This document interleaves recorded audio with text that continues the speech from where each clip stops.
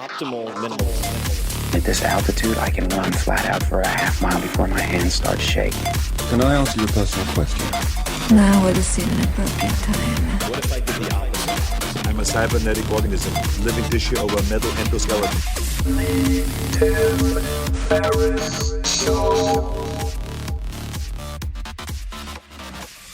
This episode is brought to you by ShipStation. If you've ever sold anything online, or if you sell anything online, then you know what a pain in the ass the shipping process is. It's time-consuming, it's expensive, you're always copying and pasting orders from different sites, trying to figure out the best carrier, so on and so forth. It's such a hassle.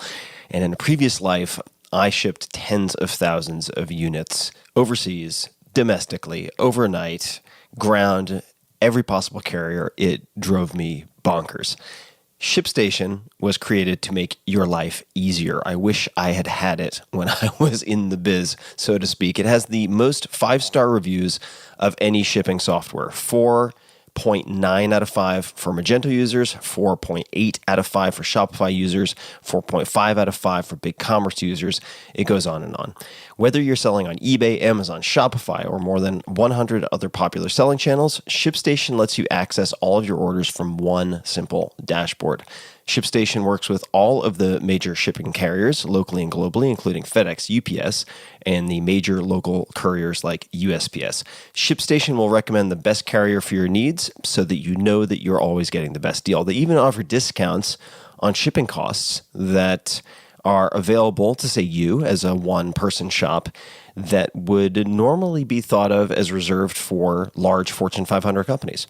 So there are a lot of benefits. No other shipping platform makes shipping faster, easier, and more affordable. And right now, Tim Ferriss Show listeners get to try ShipStation free for 60 days when you use promo code TIM. It's risk-free. You can start your free trial without even entering your credit card info. Just visit ShipStation.com, click on the microphone at the top of the homepage, and type in TIM, T-I-M. That's ShipStation.com, enter promo code TIM. Check it out, ShipStation.com, promo code TIM. This episode is brought to you by Ring. This season can be a whirlwind of deliveries, visitors, and holiday travel, so it's the best time of the year to upgrade your doorbell and keep an eye on home, no matter where the holidays take you. I'm traveling a ton, and this is key for me.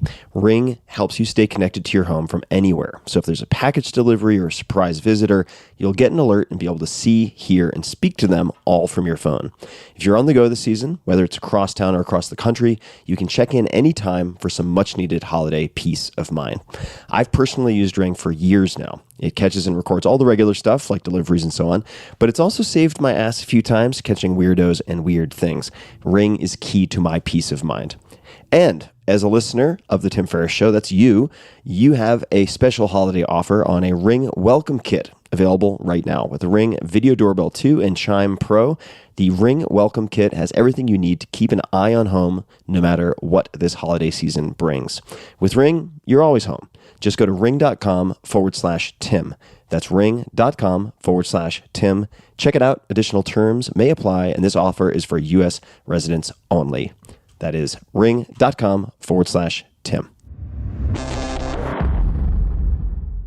Well, hello, boys and girls, ladies and germs, monks and monkfish. Welcome to another episode of The Tim Ferriss Show. This is your host. I don't think I've ever said that before, Tim Ferriss, and it is my job every episode to do my best to deconstruct world-class performers from different fields of all different types to find out what their routines are, what their self-talk is like, what types of tools they use, and so on and so forth. My guest today is Gary Keller. This is a name that's come up a lot in the last few years in my friend circles, and particularly since moving to Austin. Gary is the co-founder, chairman, and CEO of Keller Williams, also known as KW, the world's largest real estate franchise by agent count. In 2019, KW, which also ranks number one in units and sales volume in the U.S., was named by Fast Company the most innovative company in real estate. In 2015, Keller began driving KW's evolution into a technology company, now focused on building the real estate platform that agents, buyers, and sellers prefer. He is competing, you may note, head-to-head with multi-billion-dollar venture-backed companies. The difference, among many, so I should say one of many differences, is that he's using his own money, which I just love. Keller is also the best-selling author of The One Thing, subtitled The Surprisingly Simple Truth Behind Extraordinary Results. We talk about this quite a bit in our conversation. The Millionaire Real Estate Agent, The Millionaire Real Estate Investor, and Shift. You can find him on Facebook at Gary Keller. And you can also find his new podcast, which is called Think Like a CEO, on all of your podcast platforms. Think Like a CEO, which he hosts with Jay Papasan, is described thusly on Apple Podcasts. Think Like a CEO weaves a narrative of the business and life lessons, including developing business strategies, hiring the right people, and developing a culture that truly puts people first. You can find it, as I mentioned, on Apple Podcasts, Spotify, or wherever you typically find your podcast. Now, without further ado, please enjoy my wide-ranging conversation with Gary Keller. Gary, welcome to the show. Thank you, Tim. Happy to be here.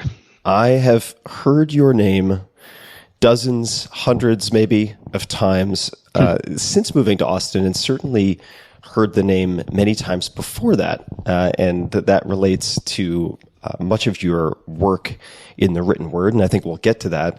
But I wanted to start with something I came across in doing research for this conversation. And feel free to fact check, because you don't want to believe everything you read on the internet, of course. But I want to talk about your childhood a little bit, and maybe your later childhood. So it seems like it was the summer before your junior year that your dad had you shadow appointments with a banker, an attorney, and a realtor. And a lawyer. And a lawyer. Yeah, lawyer. Yeah, no, you said it right. Accountant and a lawyer and a banker and a realtor. There were four of them. Yep. And so I'd like to talk about that, if you took anything in particular away from that, and also a quote from your dad, which was, or in effect, when he passed on to you, he said that anyone he knew who had any money either made it in real estate or put it in real estate. So could you talk about that period of time and what impact that had on you? Yeah, it's interesting. I thought actually in high school, I thought I was going to be a rock musician, and I gave no thought to college whatsoever. In the summer after I graduated from high school, I came home one night after our band had performed, and my mother and dad, who were both educators, were waiting up for me. A little spooky, right? To turn the lights on, and they were my parents in the dark, sitting there in the den. But I just plopped down on the couch, Tim, and I said, I don't think it's going to work out. I'm not that good, and I'm not motivated to practice enough to overcome that I'm not any good. And my parents just looked at me, and I think they knew that, by the way. And both being educators, my dad said, well, we actually applied to a college and you were accepted if you'd like to go. And I said, really, where? And they said, Baylor University. I went, cool. I'd been there once because I had an older sister who had just started going there. And so that was kind of it. So that's how I got to college. And at the end of my sophomore year, beginning of my junior year, that summer, my dad, he said, you probably should get a major. And I went, okay. I hadn't given it any thought. And I love to tell a story to the kids when I teach, because I said, maybe you can relate to the fact that I was clueless about everything. And so Dad said, well, why don't I set you up to spend some time with some guys? So it was an accountant, a banker, a lawyer, and a realtor. And I liked the realtor, Tim, and I liked it because it was entrepreneurial. It was very people oriented. He didn't have a tie on. He wasn't in a stuffy corporate feeling environment. Right. All those sound reasons why you should choose a profession. Right. But anyway, that appealed to me. Got back to college, thinking, real estate, what that guy did was something that was very appealing to me. And Baylor University had just announced they were launching that semester of my junior year, first semester, a real estate degree program. And it was in real estate and insurance. So that's kind of, so I signed up, and, the rest is kind of history. So I got my degree in real estate and came out, interviewed a couple of places, and landed in Austin. Let's talk about, and this is maybe one of those places, New York life for a second, because I would assume, and again, this is a dangerous business, assuming things, but that you are spectacularly good at selling, or at least persuading, conveying ideas. And my understanding is that you're put through some type of assessment. Could you, what happened? Yeah, that was in college. And my senior year, my degree plan was in the marketing department, and it was real estate and insurance. So, the college, they don't teach you much of anything about leaving the college other than teaching you how to interview. So one of the guys that came on campus was with New York Life. And I didn't realize, I later discovered that guy, I thought I was interviewing with New York Life, the corporation, but I actually was interviewing with the top New York Life salesperson in the area. And so I went to the interview, and they gave me a behavioral profile assessment. And I got what felt like a form letter a couple of weeks later that said I didn't match the profile of their successful salespeople. And so I would not be made an offer to join them. And the funny thing is, I was so mad about that I chose real estate. I was furious. I mean, I have a degree, right? I have a degree in real estate and insurance. I go to interview for my job, and they tell me I don't have the job match requirements.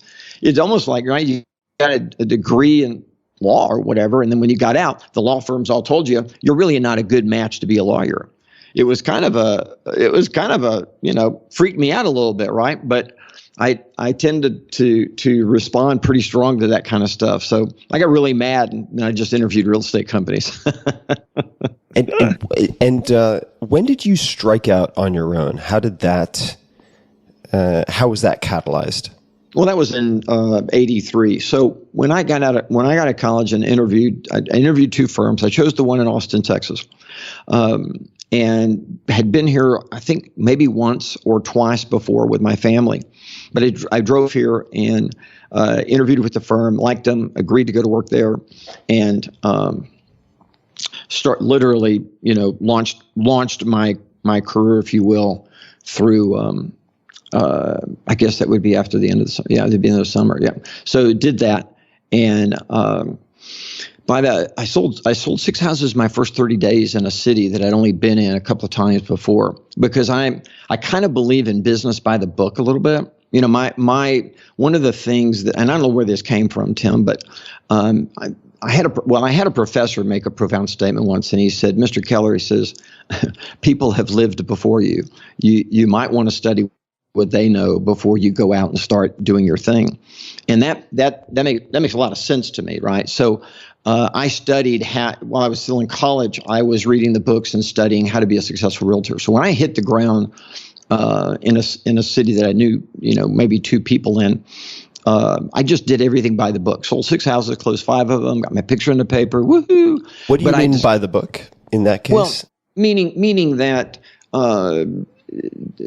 that I went to the books. I went to the books of the best real estate trainers at that time. I see. By the book meaning following the playbook of the people at the time who were well respected. Exactly. That's exactly what I did. So I outlined all of that, created a plan for myself, and then just executed on the plan. And things went well. The funny thing is at the end of I guess it was the end of the 11th month of my first full calendar year, my manager came in and said, "You're going to be the rookie of the year. You're 22 years old. Not 23. This is amazing. It's awesome." And I went, "No, I'm out of here." And she goes, "What do you mean?" I'm saying, "Well, I hit all my goals. I made the amount of money that I wanted to make, bought a condo, got a dog, got a new car, got some Sir Vega tower speakers that were like 4 feet tall. And so I'm done. I'm going to go take a month off." So I left. Anyway, came back, and I discovered that I was really kind of a closet trainer, meaning that I was over there helping people. And I've been in the business a year and a half. I'm helping people. And I think I just came by that naturally, Tim. So long story short, I ended up applying for a management position in the largest firm in the city at the time. And the owner said, "I am not going to hire you." Why not? Once again, I'm getting rejected, right? He said no one liked me. And and the truth is that's probably correct. But here's what I said to him, and I remember it as clear as day. I said, I understand that, but I come into the office and the receptionist is doing her nails, and I have clients coming in, and silly me, I thought the environment was supposed to support my goals. So I ask her to put it away, and she gets mad at me. And then I go around the corner, and there are agents, and they've got all their smelly food out, and it's a mess, and it's right by the reception area. And I ask them to clean it up or put it away or something, because silly me, I thought the environment was supposed to support me, and they don't like me doing that. But I said, if you hire me, they'll like me, and we'll all make more money. And he said, I'm not hiring you. And I don't know where this came from. But somewhere deep inside that was offensive to me. And so I said, well, give me a test. If I pass it, you have to hire me. And I don't think anyone ever talked to this multimillionaire, businessman. And so he actually got a sheet of paper out. He wrote down the things that I need to accomplish, handed it to me, and said, go do it. And I had no training in what he'd asked me to do, and I had no support. Right, I wasn't getting paid for it. I was just entrepreneurially going to go out and achieve this list to get a job. Well, I think he blew me off and forgot about it. I don't know. What were some of the things on the list? Well, it was things like go recruit people to the firm, right? But here I am, a salesperson with no training in that, right? And then the other one was teach, and we'll see what your ratings will be like. It was just a series of hurdles that I was told to go do. And I did. My first recruit was actually out of a bookstore. I was in the B. Dalton bookstore, and I saw a woman that was looking at the real estate section, and I went over and said, can I help you? and she goes, no. And I was taken back, right? I said, I'm so sorry. And I walked away. And a little while later, she came over to me and she said, hey, I want to apologize. I thought you were trying to pick me up or something. And I said, well, because I'm a smart aleck, Tim. I said, well, the thought crossed my mind. But I said, no. I said, actually, I have a degree in real estate. I sell real estate. And I love learning. And I've literally read or browsed almost every book on these shelves regarding real estate. So I thought I could just help you. And she said, well, I'm thinking about getting in real estate. And so that was one of the things on my list I had to go accomplish, right? So check that off the box. And it's really cool. When we later started our firm, she was one of the first 20 agents to come join us. But so that was it. So what essentially I then did that for about a year and a half to 2 years. Well, it was easily 2 years now that I think about it. And the company did something that I didn't like, and I went in to resign because the owner had promised me when he hired me. He sent me to the goat pastures outside of Austin. They call it Round Rock now, but it was goat pasture. And he didn't give me where all the growth was going because he'd already hired a manager for that, he said. Well, turns out that he hired 3 managers and none of them could ever launch that office. And he just had to eat the lease for 3 years before he could get out of it. Me, on the other hand, went up to Round Rock, Georgetown, and built a business that's still there today, hugely successful. But he then did something that created a problem in my office. So I went in one morning at like 6:30 and said, I quit. I said, I'm going to go back. I'm going to build it back after you tore it down, and then I'm out of here. Now the table's reversed, though, Tim, and this owner says, well, what would it take to keep you? And I just thought that was, wow, full circle, if you will, right? No one likes you, and I'm not hiring you, to what will it take to keep you? So I wrote a number on a sheet of paper, and it was the largest sum that he'd ever guaranteed anybody. And he agreed. He said, okay. How did you come up with the number? Did you already have it in your mind before you walked into the office? No, I went to quit. All right. I'd gone into quit. I didn't know, and this is all back to what was the starting of Keller Williams. Right. I had no plans, Tim. I just, I'm not going to be talked to that way. I'm not going to be treated this way. I'm not going to build something and then because you're the boss, that you can just tear it down and do that. And so I was leaving. No, I just wrote a big 6-figure number that I knew he wouldn't pay, or I thought he wouldn't pay, and then of course he paid, right? So I went out and launched that business for him. Can you say, and if you can't, I understand, but can you say what he did that was so disruptive or damaging to your office? Yeah, it's real simple. And this is all leading up to your question of, so how do we start Keller Williams? Yeah, so, I'm in no rush. So what happened was he had a policy and guideline manual. And the policy and guideline manual for all of his offices in 3 cities had a clause in it that said that if the company changes a policy, you have 48 hours to give notice that you don't agree with the policy. Otherwise, you're now under the policy.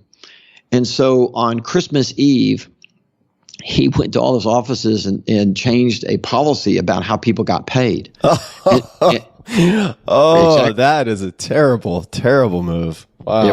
It was. And in fact, the policy had to do with what happens when people leave, which I thought was really interesting. Anyway, so I had built this highly successful business with literally no new people. These were all really seasoned vets, great people, and they weren't going to take this. So they left. And literally, it destroyed it. What he did destroyed the office. And so I went to him and said, "Okay, I quit. I'll go back and put it back the way it was. But when I get it there, I'm out of here." And that's when he said, "Well, what will it take to keep you?" And I wrote a number down, and he said, "Okay, I'm going to put you in charge of VP, in charge of expanding the company. And your first job is to go back and rebuild that business." So I went back and rebuilt it. And then I got sent to another location in Austin, down south. And about, I would say maybe a month and a half into that, at most, he called me up out of the blue and wanted to know what I'd done for him. Now, understand that my office was in an office building in South Austin, and I was in the broom closet. And I know it was the broom closet because there were brooms in it. And it did have a window, however, and they gave me a folding table for my desk, a folding table as a credenza, if you will. And then they gave me two folding chairs and a flip chart and a phone, and said, go build another company. Well, I did. And had I stayed, this was in 1983. Had I stayed, he owed me a huge bonus, but it was never about the money. So in the end, and so I just quit, and I didn't know what I was going to do. That's the thing. I really didn't know. I just knew that I wasn't going to work for someone who talked to people that way. And the other thing that was going on in his firm, where there were men and women who had been with him a long, long time, and he had promised them, compensation in the form of stock or profits interest. And what was happening was now he was taking all that back. He was undoing all of that and trying to pull everything back into himself. And I saw the writing on the wall because I'm looking up going, well, what's my future with a guy like that? And in other words, I too could work for 20 years for a guy like that and then have him pull the rug out and not have anything. That's the way I internalized that. So I quit. And my wife at the time, I'd been married now for approximately a year and a half, and my wife became his assistant. And she was already in the firm, and she'd actually had been an administrative assistant in the firm, and so he recruited her to come work directly for him. So he called me and treated me that way. I went in the next day and quit, and this time I didn't name a price.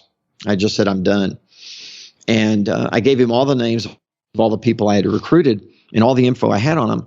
And it was I think approximately, it was 14 people, and they were all terrific real estate agent prospects. And I just gave him the list. If I'd have just stayed a little longer, he'd owed me a huge bonus check. But I didn't care about it, and I walked out. And there was a gentleman that was in the commercial area of that company called Joe Williams.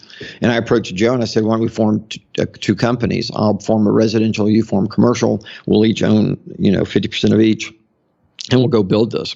And the commercial company never took off, but the residential side took off immediately and never lost money. We had borrowed $44,000 to launch the business. We paid that back in a little over a year. And to this day, we have no operational debt on the company. I've never borrowed or money, and I've never taken any outside money to build Keller Williams. We all did it by internal cash flow. And now, is there, aside from having the cash flow to do that, since a lot of people in many industries will leverage and borrow, what were the main reasons, if there were others, aside from just having plentiful cash flow, for not taking on debt to try to grow faster? Man, that's a wonderful question. I'll cheat and I'll give you a quote from Robert Kiyosaki, which is, "Assets feed me, liabilities eat me." And that mantra kind of plays in my head a little bit, that if you have to borrow money, it means you can't afford what you're fixing to buy. Even though that's, by the way, that's not true, right? It's not true. I definitely I use debt to buy real estate when it makes sense.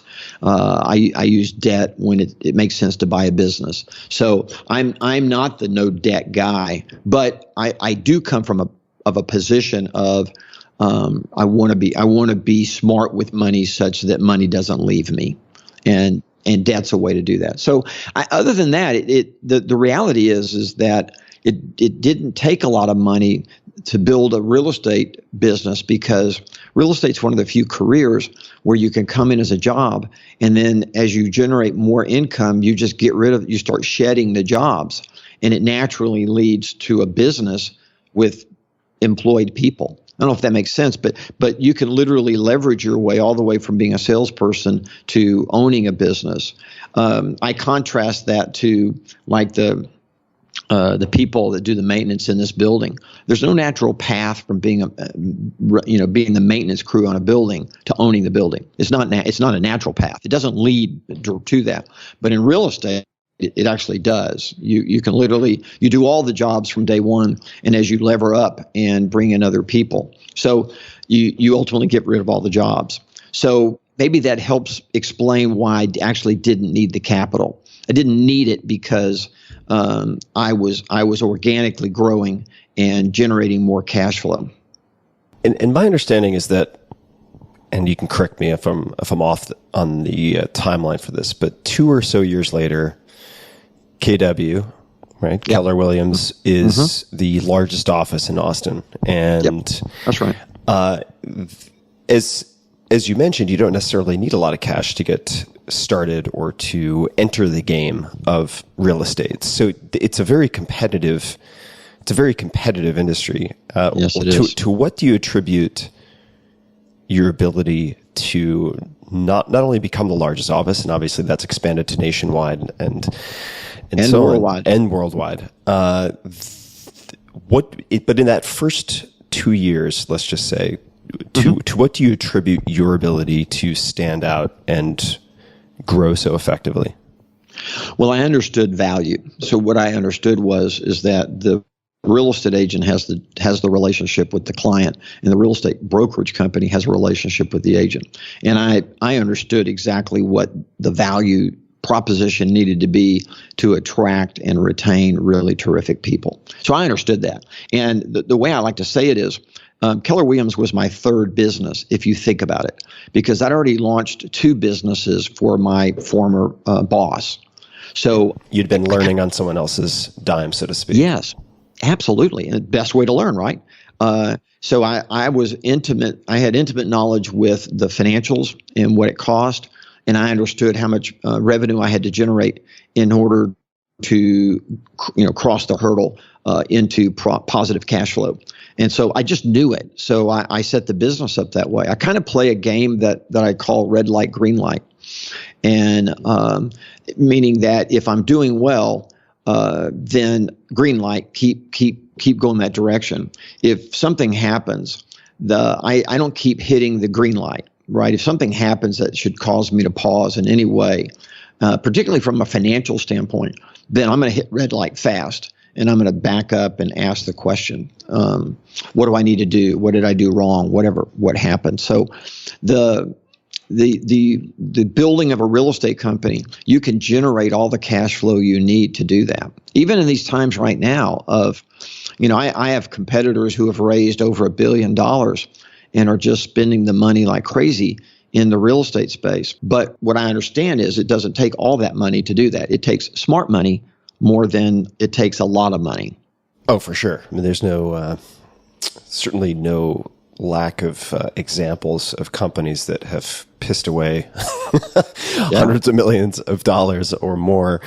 I'd love to hear an example, if you could give one, of a time when you saw the red light or hit the red light, and then how you did a post-game analysis. Well, probably the biggest red light that I had to hit early on was the commercial side red light.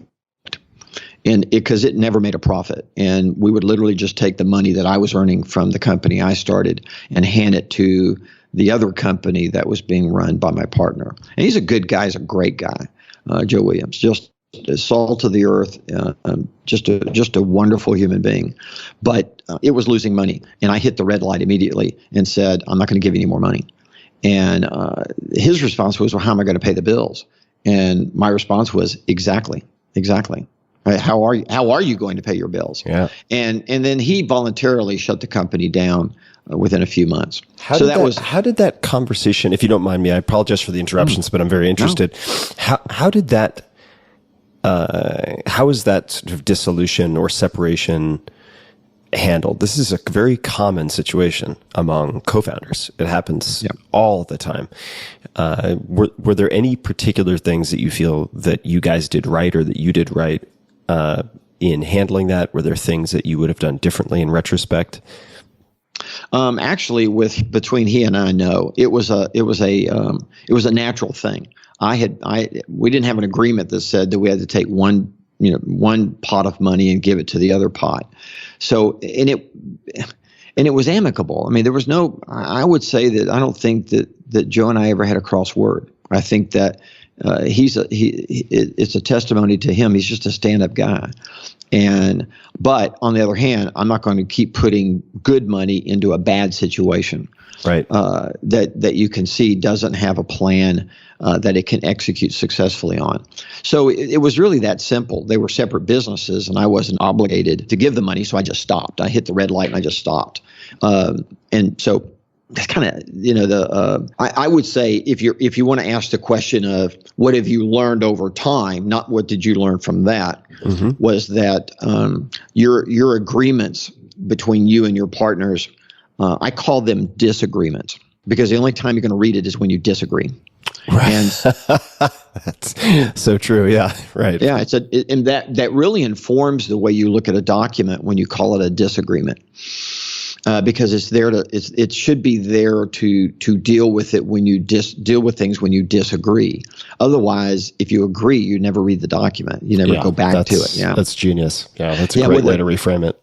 Well, and the biggest issue, I find the biggest issues are who has control, who's the decision maker. Can that decision maker be relieved from that if you have to? How are you going to handle cash flow? If there's profit, are you going to distribute it monthly, quarterly, annually, never? What are you going to do? And then the other one is the dissolution. And that is, what happens if this isn't working out and one of you needs to buy the other one out? One of the things that happened to me was, so we ended up forming this firm. And in February of 84, and I'd now been married less than 3 years, the company was just a little over 1 year old. And my wife of that at that time said she didn't love me and she'd never loved me, and we headed to divorce.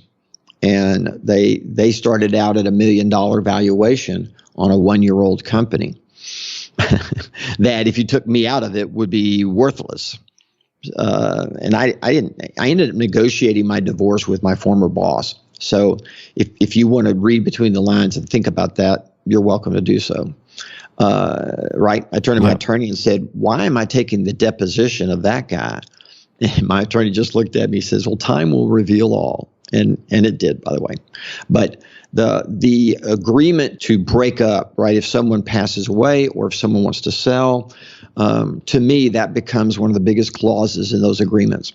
And candidly, you'd be really, really, smart at this, because this is where people go, oh, we get along, we're good friends or whatever. We're going to found a company together, and they look up later and they realize that they don't have a disagreement. Yeah. They basically have an agreement. This and is so important. Yeah. Yeah, they don't have it. They have no means of reconciliation. They have no means of parting without bankrupting the other business. So what happened to me was, when I got to the divorce, I had a buy-sell agreement, by the way.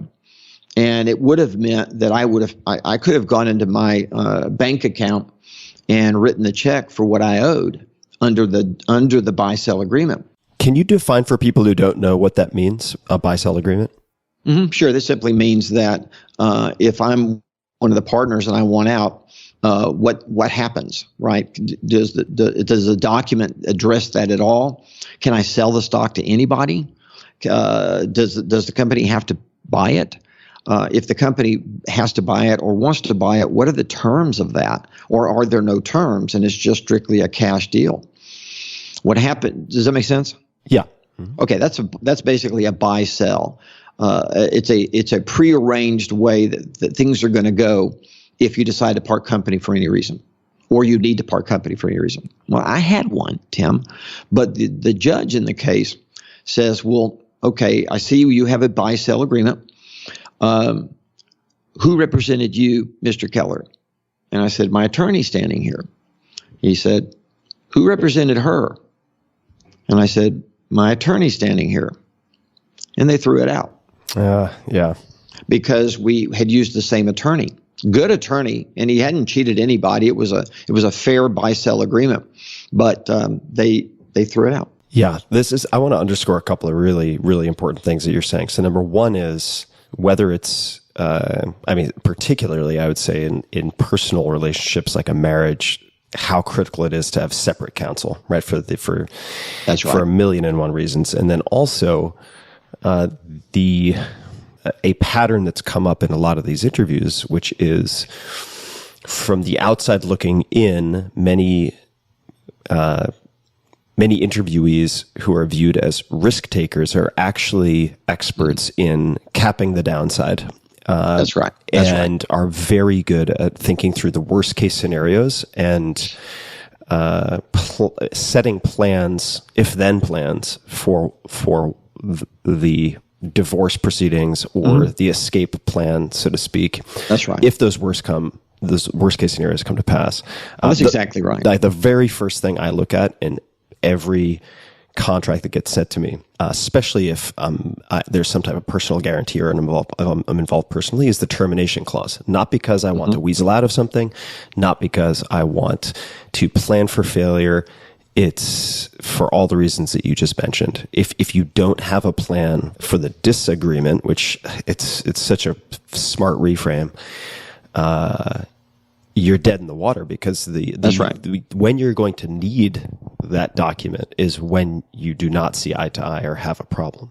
So let me tell you a funny story, or I don't know how funny it is, but so after that divorce, I met the love of my life, Mary, and we've been married for 32 years. And her father, when he was alive, her mother had passed away from cancer many, many years ago. And her father was now getting remarried. And I now, having lived this, Tim, I turned to my father-in-law and said, I'm getting you a lawyer, and your fiance needs to get a lawyer, and they need to be separate, and there needs to be essentially a prenuptial contract, which is very closely related to the buy-sell, right? Basically, it's a disillusionment agreement, right? So they did. They each got separate attorneys, and they did this prenuptial.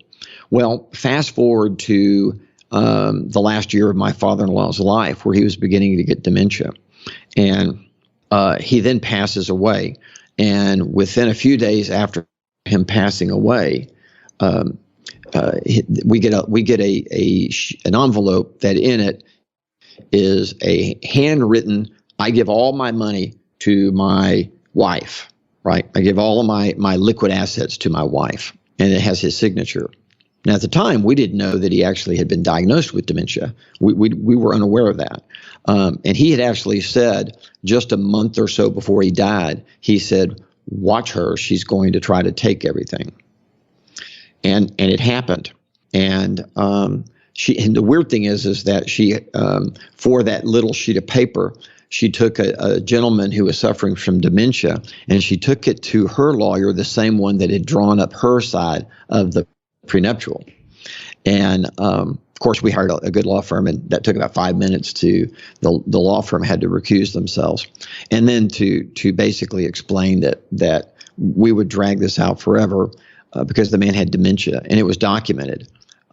We went back and checked, and it was documented. But the spouse had never told the kids any of that. So my little lesson turned around and paid huge dividends for my father-in-law and his estate because they could not pierce it. Yep, that's a great example, and it's really important. Very close friend of mine, one of his uncles has dementia, very well documented, and he's suing other members of the family, and there are all sorts of headache and heartache, as you might imagine. And it's very, it's really important for yourself. And we're going to come back to your story in a second, but broadly speaking, to determine who will make decisions, who can make decisions for someone else if they are incapacitated or dead or diagnosed with something like dementia. Yes. And I recently helped a friend who did not have any of this in place to figure out a way. Thankfully, her parent is lucid, does not have dementia. They just didn't have the cash to set this up beforehand. But to talk about things like power of attorney documents, when things are reasonably stable, so that people can make decisions for someone else when the time comes and lawyers say, or hospitals say, show us the documents. You want to have those beforehand. So I'd like to come back to... So one statement about that, and that is one of the lessons that I've learned, Tim, is that money won't change you, but it will reveal you. And when people have an opportunity to have a financial windfall, their character is getting ready to be revealed. Yes, completely consistent with my observations as well.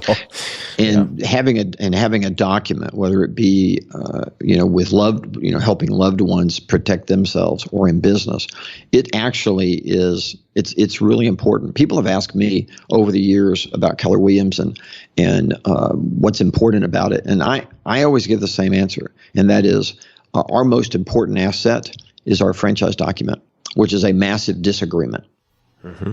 So let's actually, I'm gonna veto my earlier pivot and talk about that for a second, because I want to spend a good amount of time talking about focus, because you are famous for your ability to focus. But before we get to that, you're talking about this franchise document, and I know very little about real estate, but a friend of mine, when I was doing prep for this, said that you redefined franchising through regional ownerships. And then he went on to say how the company's made more money year on year since they started in '85. I think at one point it was like 40% per year for a decade or something. I mean, really incredible growth. But could you talk about, so you have the franchise document, you also innovated in terms of model, as I understand it. What does redefined franchising through regional ownerships mean? If that's accurate. Yeah. Yeah. So you actually asked a couple of questions in all that. It's my tendency. No. I just wanted, so let's talk about that regional. So when we as a company were ready to go out of state, if you will, we began to study how others had done it.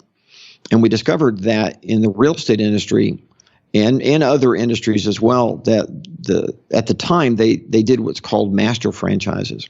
So franchising, remember, is just another vehicle, financial vehicle, right? If you don't have the money, franchise and ask other people to come in and front the cost that it would have been had you employed them. So that's one of the ways you keep from having to borrow money understand is you could use franchising and essentially use other people's money. I had actually expanded into 4 cities, and all of them did great as long as I showed up. And then when I didn't show up, they all started failing. So I took a year off in '89, and one of the things and began to document the business. And because there's an incredible story about the McDonald's brothers and behind the Golden Arches that really just changed my world. And one of them was around franchising, and the other one was about building a successful model.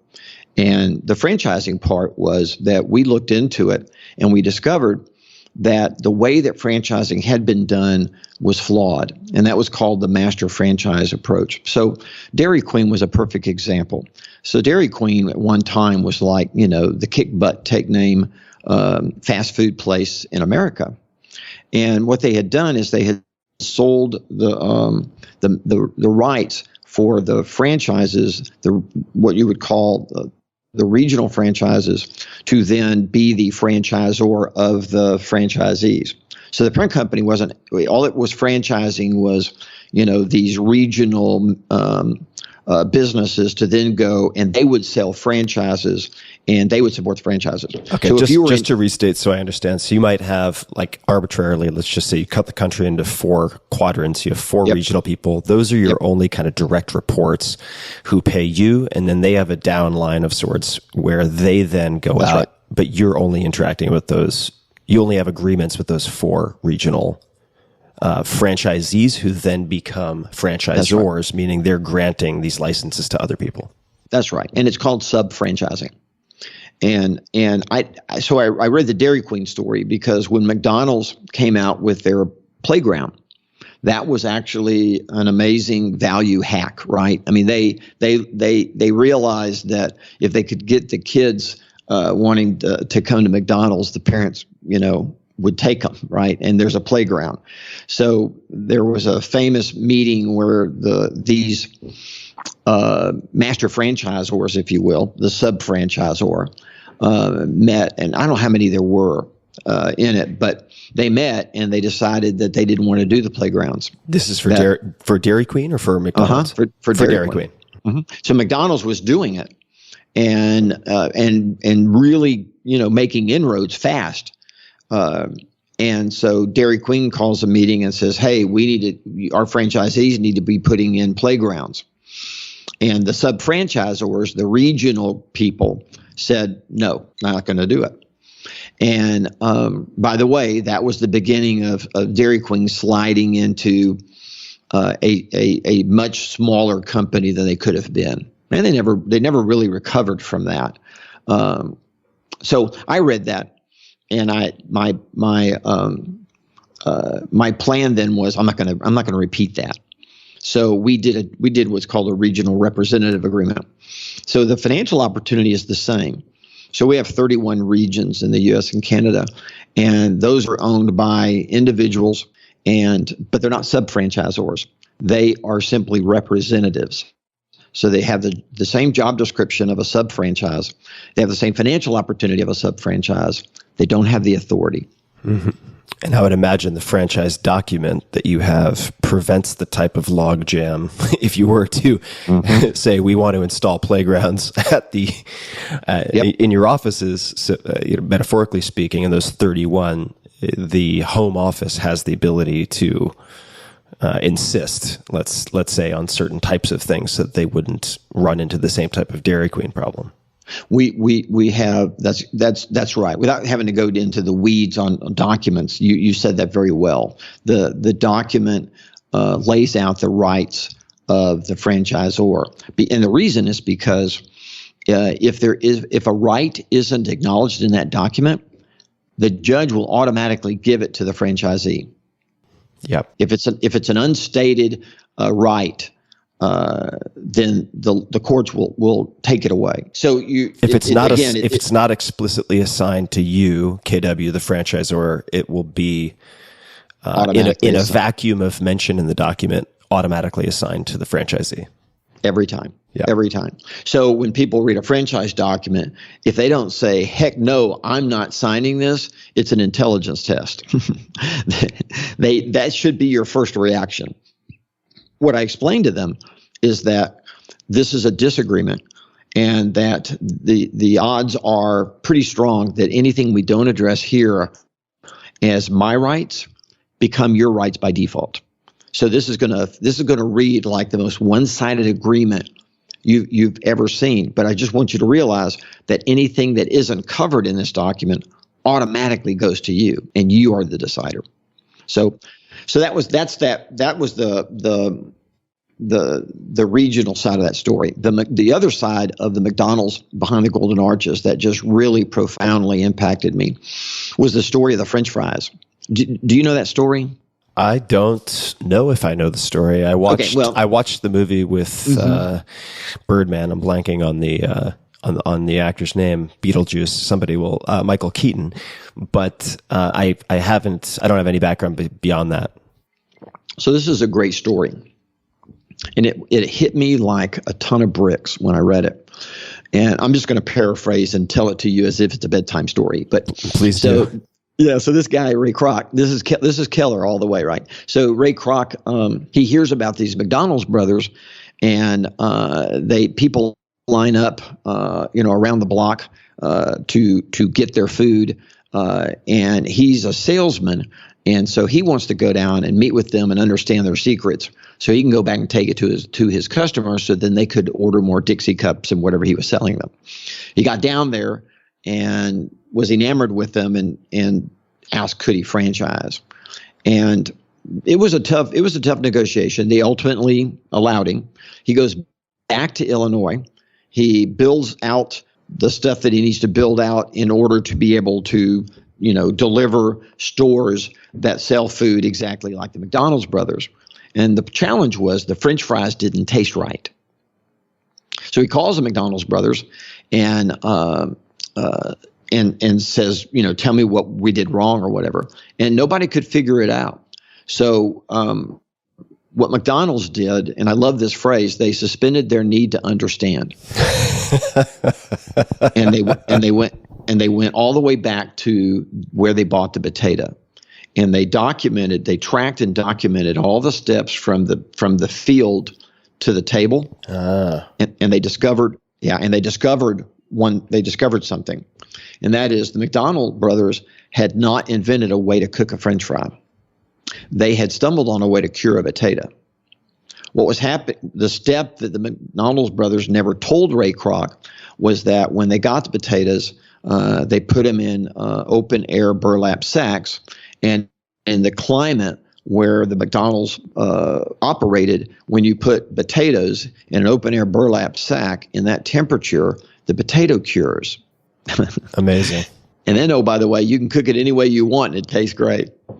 By the way, just into the story. So Ray Kroc went back to Illinois. He duplicated the curing process, and the rest is history. That's incredible. So this then brings us back to the year off in 89. I have a bunch of questions about that. So 89, paint a picture for how the business is doing, because I'm sure a lot of people are thinking to themselves, man, I'd love to take a year off. My business is hectic. How in the hell did Gary take a year off in 89? How did you decide to do that? Was there a straw that broke the camel's back? And then practically speaking, how to do it? Okay, so let's keep me on track here, but I want to go back. And I want to build to the moment of 89, so you'll understand what happened. So so we launch in the last quarter of 83. I end up in February of 84, going through a divorce, and now I am in debt because I had to sign. I didn't have the cash, so I had to sign a note. And then I had to take an insurance policy in case I died. My former spouse got paid. And then within a year, Joe Williams came in and said he has to sell his shares in the residential company we'd already shut the other one down, commercial down, but he needed to sell his shares because he'd bought a lot of real estate. The markets, this is now 87, right? This is 88. The markets are crashing, and he doesn't want to go bankrupt. And he didn't, to his credit. He did not. He's just a stand-up guy. But he came to me and said, hey, I need to sell the shares. So all of a sudden, I didn't have the cash, so I have to sign a note to the banks, take out another insurance policy. So essentially, whether I live or die, everyone's going to get their money. Does that make sense? It makes sense. Yeah. And the way I kind of describe it, particularly when I'm talking to kids, is that it was like I'd been going through life hopping, 7 feet and fell in a 10-foot hole.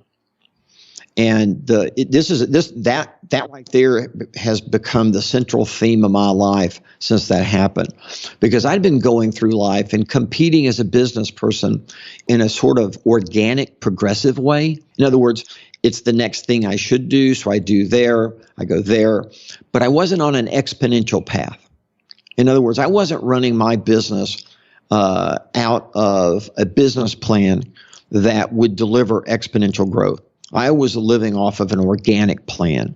And I look down and I realize, oh my gosh, it's going to take me 10 years under this current, earnings path I'm on, maybe sooner, but not much, before I'm debt free. And that depressed the heck out of me. And so I got really creative. Then one last thing happened. Then one of my competitors with a Remax office set up shop down the street, and they were a lot less expensive than what we did.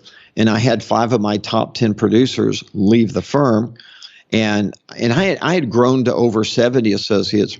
The economy going down took me to 38 associates. We were still profitable, nicely profitable, and then I lost 5 of the top 10. And so now I'm at 33 associates. And then they came back and they got my bookkeeper, my receptionist, and my relocation coordinator. Man, that sounds like a really hard 12 to 18 month period. Yeah. Yeah. So absolutely. So now I just want to set the stage for 89. So now what's happened is I'm in debt up to my eyeballs. The market is crashing, right? And my competitors are taking my people. So I'm literally sitting at the desk with no one to run the business other than me. And I'm in desperate need of a plan that would actually help me hop higher. And so I created that plan. And 1 year later, we were the largest real estate company in Austin. And the next year, we sold more real estate than anyone. And the next year after that, I paid everybody off in cash. And I was 31 years old. I was towards the end of it, 31, by the way.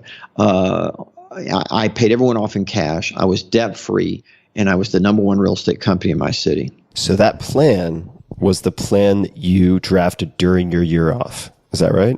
No, it's a separate issue. So it's a separate issue. Okay. It's a separate issue. So the plan is what it ultimately created a model that I could go teach other people, and I could franchise that model. So let's go to 87, 88. So I go around the state of Texas, and I'm showing how I'm doing business, and people are buying, at that time, license agreements, because I wasn't franchising at the time. So they bought license agreements, and the agreement said, if I ever franchise, you have to become a franchisee or have the right to buy your business. Could you clarify what the difference is? So licensing, they're paying a percentage just to use your name? Yep. And that's it? And you're licensing to use your name and systems, but you don't really have any control or influence. I see. With the license versus franchising. So so I was using a simple license agreement. Well, I was literally traveling 4 days a week, right? If it was Monday, I'm in San Antonio. If I'm in Houston, it's Tuesday. I mean, I was living my life that way, and all the businesses that we launched were successful and profitable. And me, I'm thinking I'm a genius, so I come home, and then they all fail. And so what I did was I did 2 things. Number one is I hired an individual, and that individual, this is now we're getting to 89, okay? So I then take that year off, if you will. I'm not franchising, I'm not licensing, I'm not doing anything. I've hired a manager to run my Austin operation. So I have the freedom, and I hired a gentleman, and gave him a video recorder, an audio recorder, notebook and pen, and a camera. And I said, I want you to follow me around, and I'm going to go launch another office, and I want you to document every little thing that I do. That is brilliant. No, that's the French fry story. Yeah, that exactly. was that. Yeah, so I read the French fry story about that time. And then I said, okay, so the number one thing I'm going to do is I'm going to go do that. The second thing I'm going to do is, so I'm going to create an operating set of manuals that absolutely show how to launch it, how to run it, right? And the second thing I did was I discovered a list of the top 10 franchise attorneys in the country, and I started interviewing. And I ended up hiring this amazing individual out of Dallas, and she was the one. It was her who said, "You do not want a master franchise. You want to use a regional representative approach." Now, just to clarify, at the time, were you interviewing them to potentially be your attorney, or are you interviewing them and paying them for their time as part of your research? I actually hired them to help me build a franchise document, the lawyer. And then she came back and said, you don't want to do what the others do. So the way we built our document was we went and got our hands on our competitors' documents, and we got our hands on McDonald's document. And then we took them by sections. So we created, I think it was like 19 manuals. And each manual had how each of these franchisors dealt with issue number 1. The next manual was how they dealt with issue number 2. The third manual was how they all dealt. So I now can pick up manual 1, and I can see how all these franchisors have dealt with that issue in their document. And with Joyce's guidance, we went through and made decisions chapter by chapter, if you will, on how we wanted to build our franchise, if that makes sense. Yeah, this makes sense. Yeah. So we came at, so by the way, so at the end of 89, by the way, I did spend all my money. I just want to be clear that hiring that attorney said that she gave me a bid to build that document. At $100,000, she quit billing me. That's how expensive the document was. It was a serious document. Yeah. And yeah, absolutely. So then I take this document and I take now. Pause for 1 second. So you're saying $100,000. How much money do you think that document has saved you, excluding the headache and heartache and? I will assure you, it is the most valuable asset of the company. Hands down, it's the most valuable asset. There's not even a close second. It is the key asset. So I went back. So now I take these manuals and I take the franchise document. I go back to Houston. I meet this lovely individual who sadly just passed away last year. But this is 1989. And so I go back, sign her up. I give her a 2-week training program, and then I leave. And I hold my breath and go, come on, sevens, right? I mean, I'm holding my breath because I'm not coming back, right? I can't scale this thing if I have to go do it. I can only scale it if others can follow the model. And she did real well, and that is a hugely successful business today. In fact, it's funny that she had told her son that that I had basically saved her life. And when my son was real little, Mary, my wife, and our son were in a grocery store here in Austin, and this franchisee happened to be here visiting her sister, and they ran into her at a grocery store. And my wife tells me that she got down on her knees to stare at my little boy and proceeded to tell him, though he couldn't comprehend a word she was saying, how what I did had changed her life. So anyway, so that's the story of 89. The story of 89 was I took a year off and I reinvented how I did business. And I basically created the platform, if you want to call it that, for building a nationwide real estate franchise. What a story. Yeah. Thank you for telling that. I want to talk about the flip chart that you mentioned. at the beginning of the conversation when you were in the broom closet.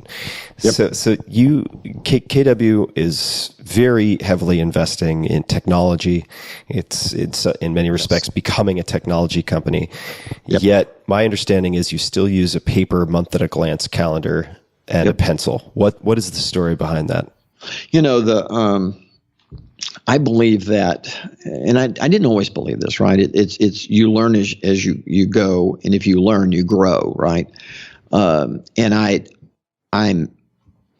I'm having trouble visualizing my life, and I get this month at a glance, and instantaneously I can see where all my energy this month is going. I can see how I'm investing my life, and so I begin this practice back in my 20s of using this month at a glance, and I could see everything at one time, right? And I use an eraser because if you erase, you must replace. So I go through the month and I kind of mark, what I think I should be doing on these days in order to hit my personal and professional and financial goals.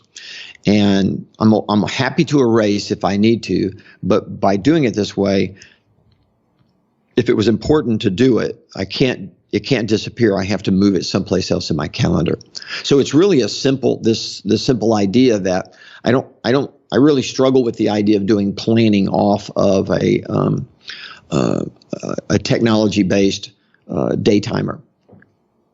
So for that reason only. I'll tell you a funny story. There's a guy by the name of Larry Bragg, and he was a lead singer for Tower Power.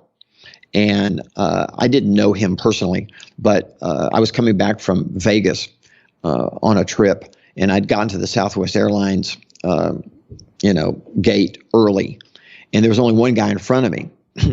And I recognized him as the lead singer of Tower Power. And then I looked down, and he had a briefcase, and it had a tag that said Tower Power on it, right? And I went, okay, I'm pretty sure this is Larry, right? So I say, excuse me, I just introduced myself, and we had a great talk because I'd just seen them perform a year earlier in Austin. And so we had a great conversation. Somehow we turned to Kenny Loggins was coming to Austin to a concert, and in a venue that we love and support, and Larry, and somehow I came out, and Larry had sung with Kenny Loggins and loved him, and he said, man, I'd like to catch that show. My family's still there. And I said, well, I can get you in. He said, well, what date is that? And I knew the date off the top of my head, and I said it.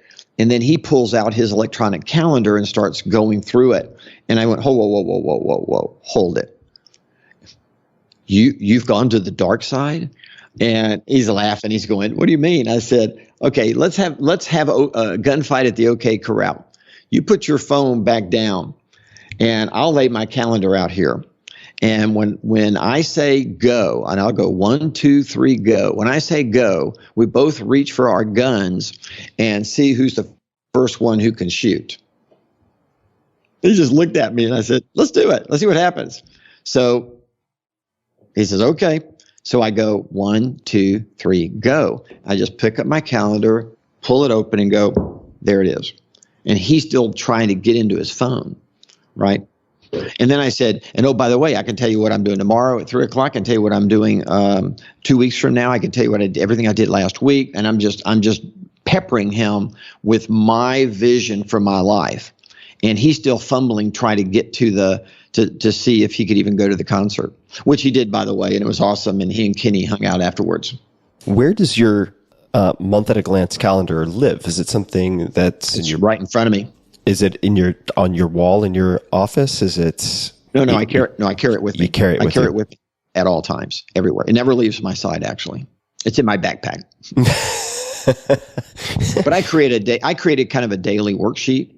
So as the day is going on, I don't actually need my calendar per se, right? Because I'm working off of that. But the second that I need to do planning, I got to get back to a month. I have to see the month. And I can flip easily and look at the other months. Right.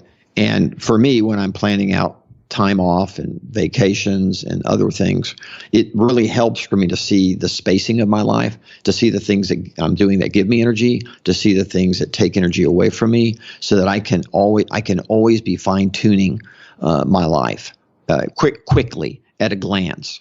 So anyway, it's a really good, it's a good way to do it. It does fly in the face of the way that other people look at time and using electronics or digital time management systems. But I just can't get rid of it because it makes me so aware of my life.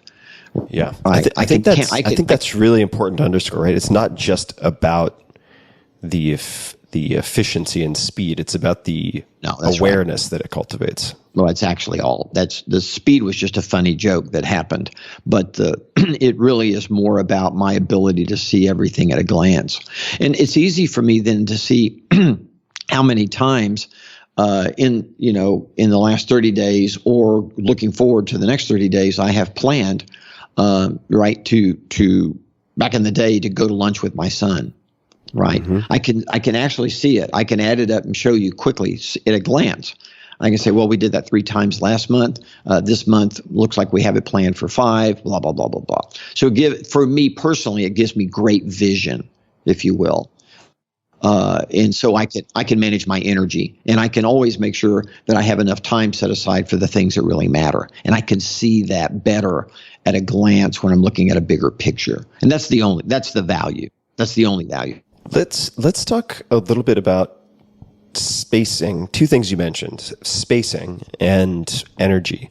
I don't know if you still think about treating your time like going to the movies. This is something I came across, which I thought was very helpful as a comparison. Could you speak to what you mean by that? Oh, well, that one is about time blocking. So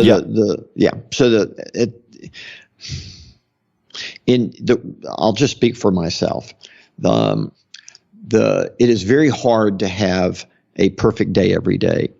And as the research will tell you that willpower is on will call, right? It's not, you don't have a steady stream of willpower.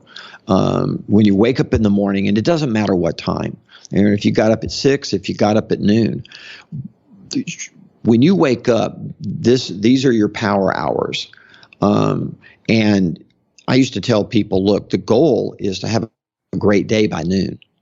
In other words, get everything that matters, that is important to you, get it done. Don't put it off. Get it done. And then let the events of the morning drive your afternoon. And so time blocking is just this idea of you pre-planning your time. Because if you needed to exercise, and that's what you want to do, you're going to have to find the time to do it, and then you're going to have to block that out. The movie analogy was this idea that you don't really need to time block more than 2 or 3 hours a day around your core activity for your business, whatever that is. You're not equally effective all day long. So what you want to do is you want to make sure that the world doesn't infringe on the time that you need to give for whatever it is the key that makes your professional life run.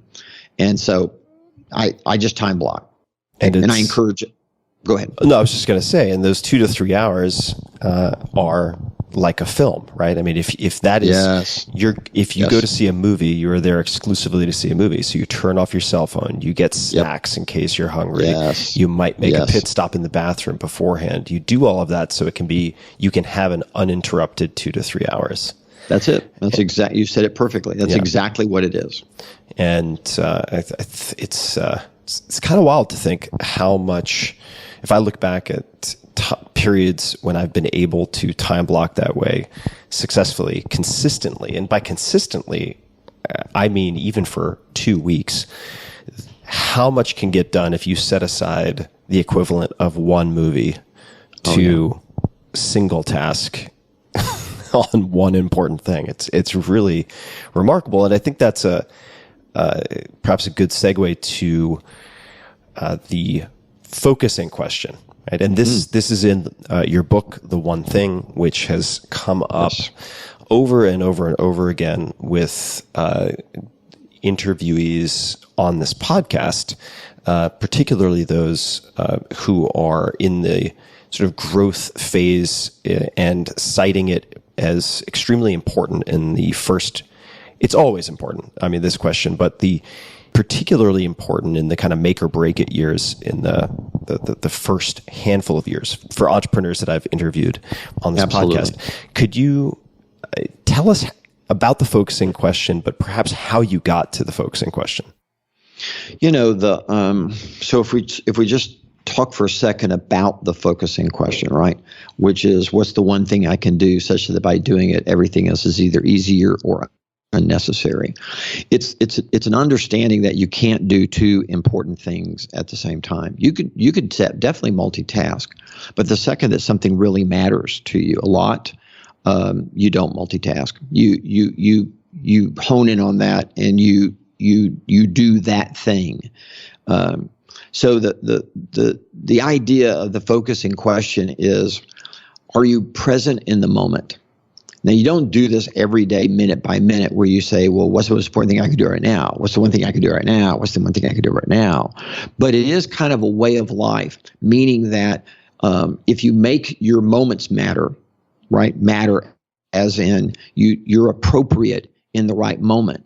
Everything falls into place for you.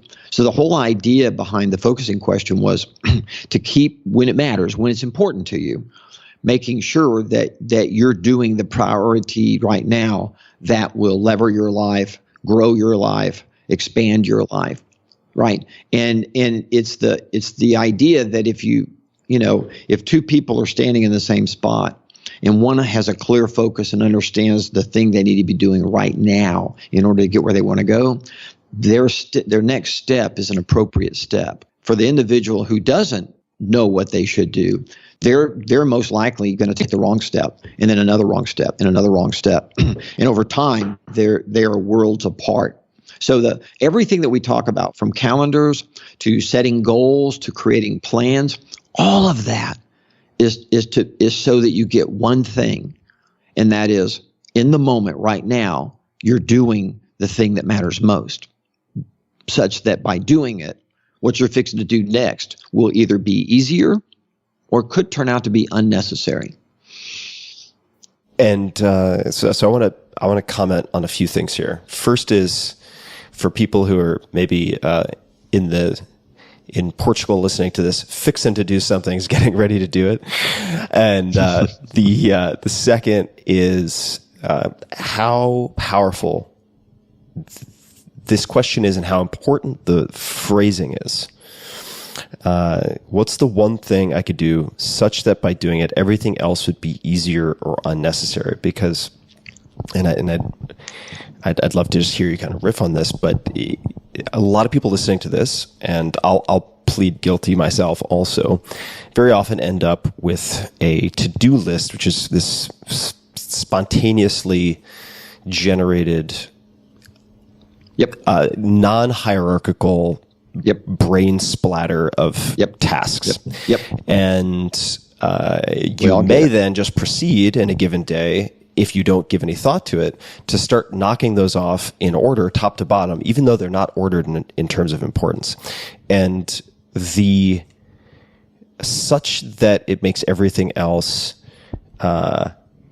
easier or unnecessary is the key, right? Because you're finding that lead domino that kind of knocks everything else over. And I'd love to hear maybe some of the results or effects that you've seen in your life as a result of using this, or for your company for that matter. Like, how do you suggest people use this? Do they think about it for the week and then set something to remind them on a daily basis? Do you do it the night before and then write it down? What's the protocol for actually implementing this? Well, remember, and we said it in the title of the book, and that is the surprisingly simple truth behind extraordinary results. So this is, in my mind, the concept of the one thing is like adult Play-Doh. This is a nuclear idea. It is an extraordinary idea in order to get extraordinary results. If you're inappropriate in the moment, the next moment you have not set up to succeed. So you're behind, right? And so we have to be appropriate in our moments. So, and I think I understand, I have always understood that naturally, to be honest. But I think at some point, and I couldn't pinpoint it, I grabbed it as an idea and began to aim my life around that. And so simple ways to think about it is, I come home, I pull in the garage. What's the one thing I can do with my wife when I walk in the door such that by doing it, everything else for the rest of the night will be easier or unnecessary? And the answer is, go find her and kiss her.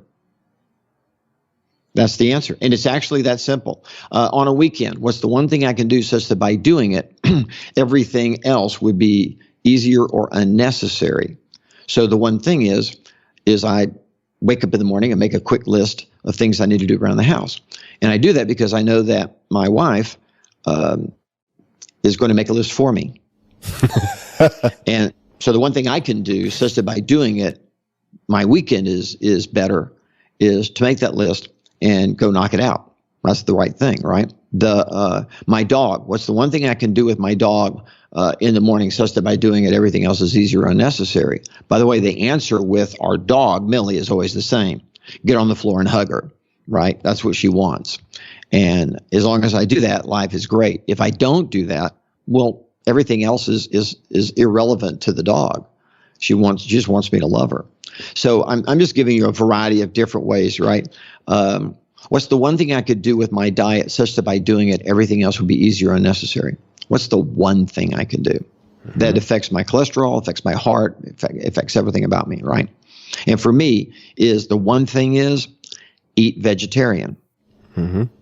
So that becomes the one thing for me. So I'm just giving you a variety of different ways to think about this. And just to comment on the last one too, as eat vegetarian, and part of that I would imagine is setting up your environment so that you require less willpower, right? So you just get rid of anything that is not compliant with that is in your house, whether you decide on vegetarian or something else.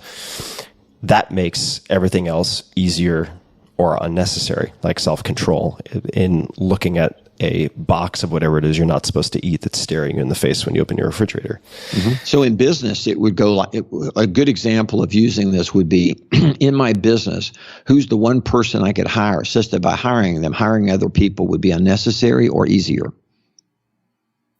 How might you have answered that for yourself in the past? Well, in 1994, I answered it by firing myself and hiring a CEO.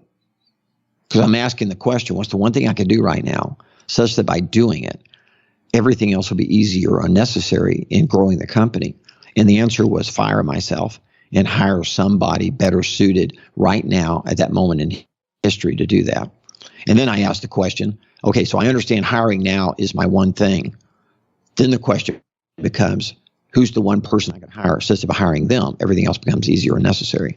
So then I go on a hunt for that person who, when I hire them, I believe they can fulfill what I just said.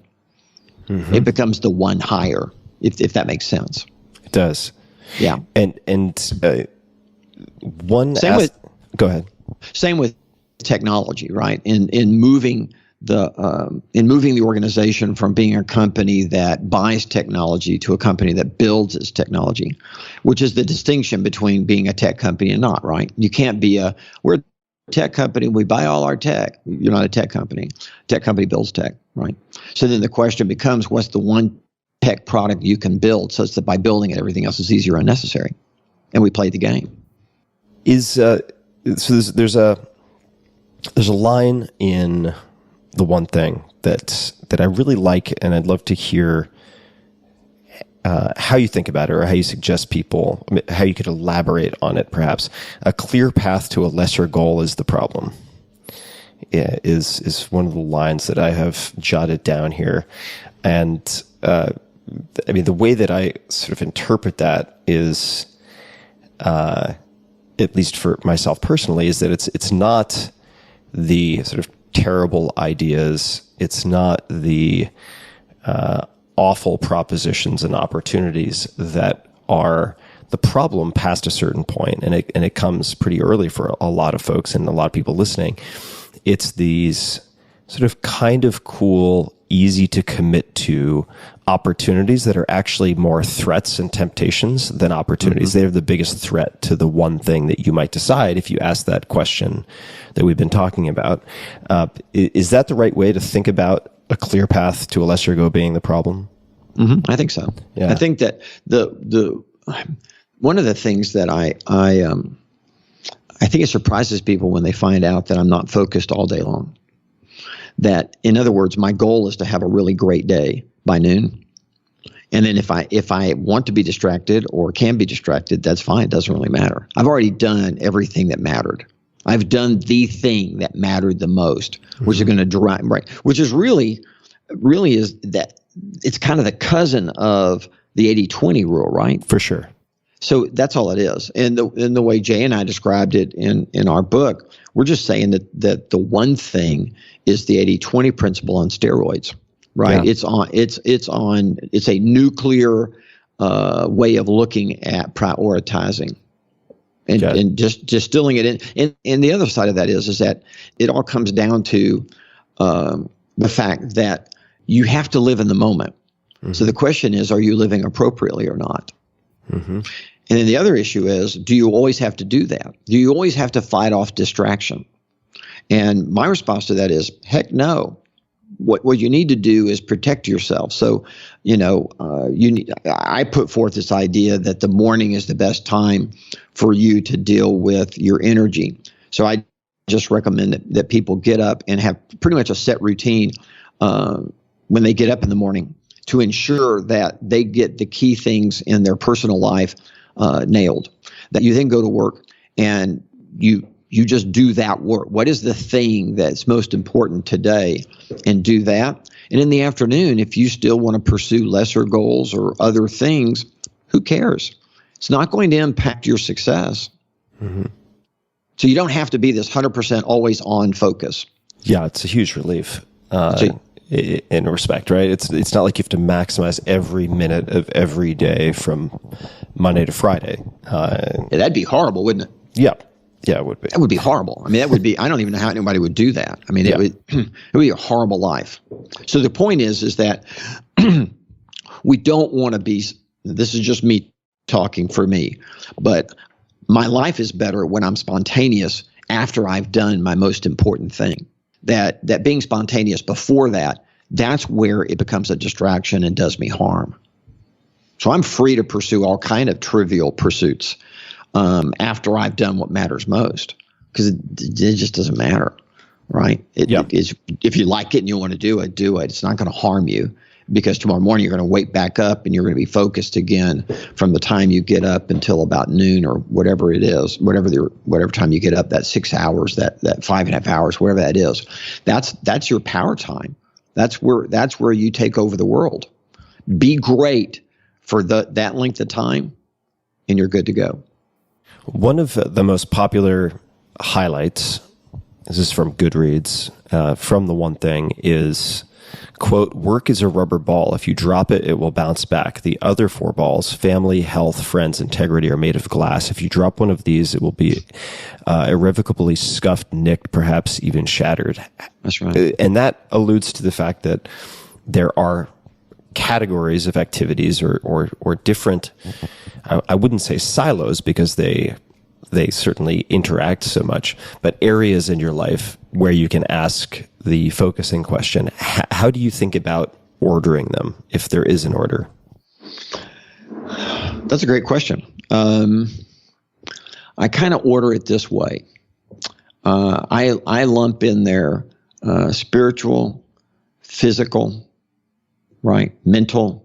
I lump those into this category, and my personal relationships, and I lump all of that into one category. And my goal in the morning is to make sure that works. In other words, that I get those things done.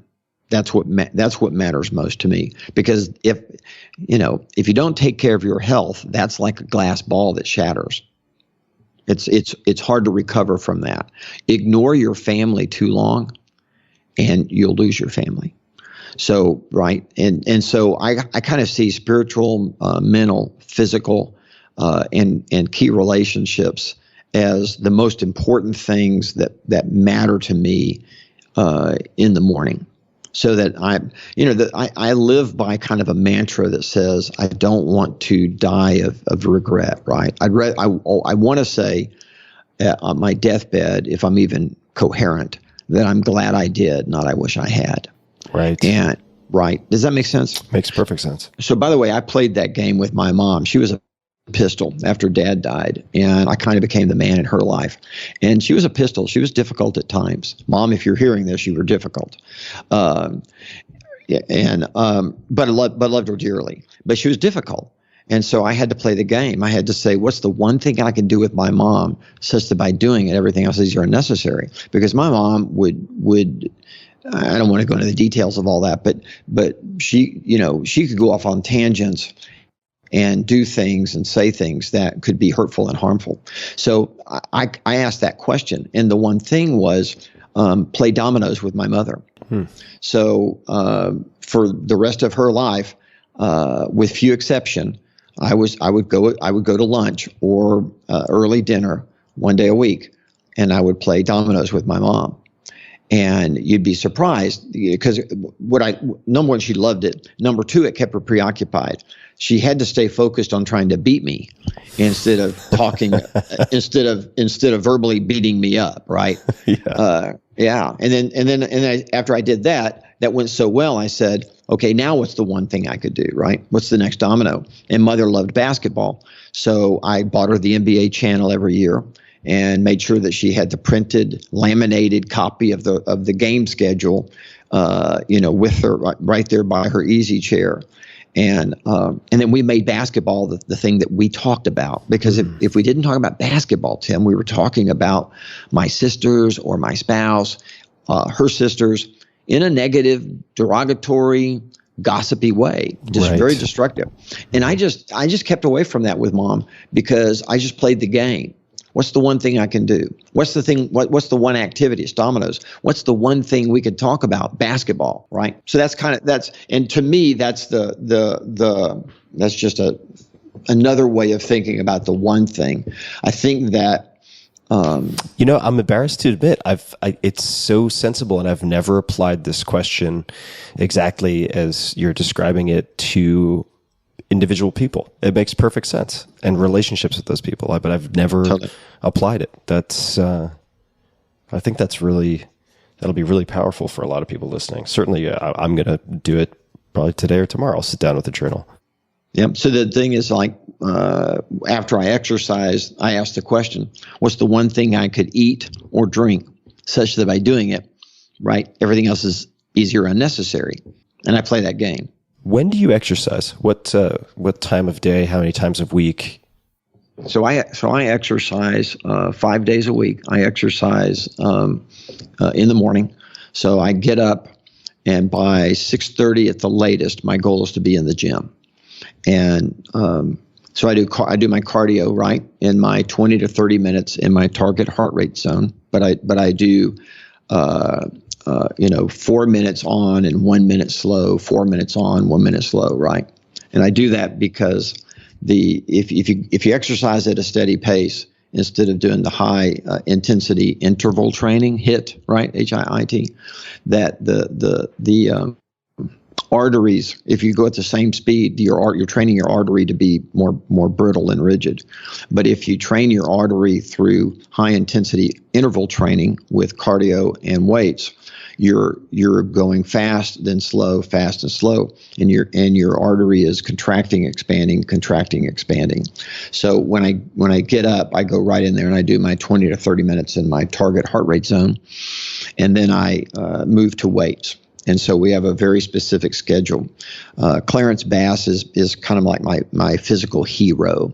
Do you know Clarence? I know Clarence, not personally, but only because I saw his black and white photographs in old muscle and fitness magazines and so on. Oh, yeah. And I would always Oh, think yeah. to myself, how on earth, because he had this like shiny, bulbous head, kind of like I now have.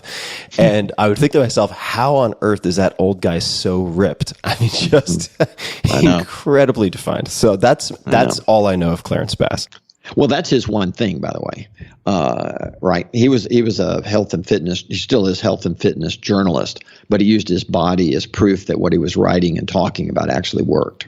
But I only use it as an example that I believe that we have the opportunity in life to choose our prophets, and most Profits people, with a PH. Yeah. And most people tend to think of that as religion only, but you could have a prophet, or you can call it a mentor or role model. I just call it a prophet, right? But everyone should have the individual that is kind of their guru for those things, right? Who's your health guru? Who do you listen to? Who's lived before you? Right. And Jack LaLanne, just as an example, Jack LaLanne and Clarence Bass are two perfect examples. Gentlemen that started bodybuilding or taking care of their body at a very young age when the thinking was one way. And as the thinking has changed over time, both of those men changed the way they thought, right? Yeah. And Jack LaLanne was incredibly prescient. I mean, he was so ahead of the curve on many things that then became mainstream and scientifically supported. It's wild. Also, quite a character, Eddie, where he would wear that kind of crazy onesie jumpsuit, and he would say, "Sure, you don't have to exercise, but on the days you don't exercise, you're not allowed to eat." I mean, very uncompromising, which I appreciate. He was awesome. Yeah. So then let's ask that question. So who's the one person that you could follow for your health, such that by doing that, following anyone else would be easier or unnecessary? Yeah, that's great. So if you don't ask the focusing question around the people in your life, you'll end up following too many people. So again, how many prophets do you need around health? Right. If you just followed Jack LaLanne, right, whose goal was to live to 100, what a loser, he died at 96, right? But Clarence Bass has the same goal. So if you wanted to live to 100, let's just pick that as a target. I want to live to at least 100. Then what's the one thing you could do that would make that easier, or everything else easier or not necessary? In my mind, it would be go find the person that exemplifies that better than anyone else, and make that one person your true north. What's fun, you could then go dive into the Jack LaLanne approach or the Clarence Bass approach or whoever is your prophet for health, and you could then distill down what they do right into one thing. Believe it or not. And you can also, this is something that I do in a few areas, just ask yourself. For instance, my friend Matt Mullenweg is one of the calmest people under fire I've ever witnessed in any capacity of any age. He's a young guy, but incredibly calm when making high stakes decisions or facing tough circumstances. And I tend not to be that. I mean, I think I'm reasonably calm, but I also, as my mom would say, patience has never been your strong suit. So I will ask when I feel myself getting spun up sometimes, upset about something that I know in many cases is trivial. I'll just ask myself, what would Matt do? What would Matt do? Exactly. And you can do that for Jack LaLanne or whoever you choose. And if you have 7 people as your true north, you don't have a true north, right? That's right. It's scattered, and you really need, at least I do, that specific person, that image. And guess what? If it doesn't cover 100% of all decisions, who cares? As long as you have one who helps you to navigate the majority of decisions, you're far better off. Yes, that's it. I couldn't have said it better. That is exactly right. And people tend to not understand that actually is life affirming. It's life expanding. It's really if you want to live the biggest life possible, then ask big questions of yourself, right? And go find individuals who in fact they're doing that thing that matters to you. Not that I know what Jack LaLanne's morals were or anything like that. I don't need to know, because I'm not saying he's my prophet in morals. I'm simply saying he's my prophet around health. And we've been discussing up to this point primarily how to say yes to the right things. And it's not necessarily a long list, but how to hone in and say yes to the right things. Do you say no categorically to anything across the board? Are there any decisions that you've made along the lines of, I'm not going to do X? And I'll give you a personal example just because I find it incredible how stress removing these types of categorical decisions have been for me. So I used to stress about, this is probably 2008, 2009, speaking engagements. I didn't particularly enjoy speaking engagements generally. Sometimes I did. And I found myself traveling all over the place. It was similar to your travel schedule, right? The 4 days a week, like one day in Houston, one day in San Antonio, et cetera. Yep. And furthermore, because I didn't have any strict policies, because I never expected to be invited to speak before the first book, I found myself and my assistants constantly negotiating one-off deals. And then one of my friends said to me, who does next to no public appearances, he said, yeah, I have a simple rule. I either do full retail, I never negotiate, they pay my list price, or it's a no-go, or I do unpaid for groups and causes I care about. He said, I do nothing in between. I never negotiate. And he said, if someone pays me an absurdly high rate, that becomes my new high water mark, right? Like that becomes the new retail price. And I remember coming away from the call thinking, that is so simple and so profound. And I implemented that, and it just removed this gigantic energy suck for me. And so I've started to make more rules like that, right? And I'm curious if you have anything you categorically just decline. Pretty much everything. No, I know it sounds a little weird to say that, but if the people around me would probably confirm that. Yeah. That essentially anything that's a distraction or anything that interferes with what I what I deem as my path or my relationships or whatever, I just say no. I mean, I am a definite no person, right? Time is a big issue for me, and we have a limited amount of it. And so saying no to talking to people is right. I have this saying in my head that says that people that work with me are more important than people that don't. Mm-hmm. And so the fact that you and I are talking right now, my team will tell you, you must really love Tim. Well, I appreciate you making the time, because I say no to everyone. This is the only one I've done, and I just say no to everybody, categorically no. And the reason is because when I woke up this morning, talking to that individual was not on my game plan. So at the end of the day, if talking to that person, if I have a spare moment and it's a kindness I can do, love to do that. But given my life and how big it is, there aren't many of those moments, because I look up and I go, hold on, I have a spare minute. I need to go hug my wife again. I mean, that's the way I think about it. I need to go hang out with my dog more, right? I need to go do whatever that is within my list, or at least within my focus categories of the things that matter most to me. So I'm very much a no man. I just say it over and over and over and over and over again. Do you have any preferred or default language that you like to use, or that you tend to use? How do you convey that to people? And let's assume it's not, Joe Blow from Muckety Muck Incorporated, who is just a random inbound, because I'm imagining you have filters for that type of thing. And even if you didn't, you would just ignore it. But let's say an old friend you've kind of drifted away from manages to somehow get a hold of you and invites you to be on the such and such board of some type. And you're like, and you listen to it's not on your list. B, you don't really want to do it. Doesn't feel good. What do you say? Well, I'm fairly direct about it, but I believe in the tough love sandwich approach, right? So, I say, hey Tim, typically this is in a text or an email, right? Because I don't allow people to talk to me, get to me via a phone or standing in front of me, because that then becomes awkward. And now I have to deal with it on their time schedule instead of mine, which throws my schedule off, throws my focus off, right? So my standard line is, hey, Tim, this is me typing it something. And it says, hey, Tim, I really appreciate you thinking about me. To be honest with you, I would love to say yes. But the problem is, and I have several scripts after this, problem is if I say yes to you, I have to say yes to other people.